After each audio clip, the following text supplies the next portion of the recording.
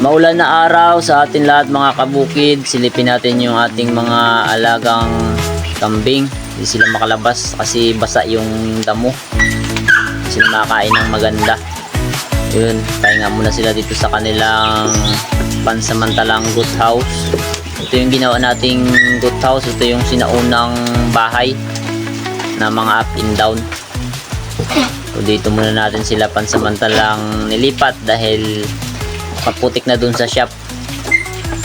O yun, mayroon tayong bagong nanganak doon. Yan.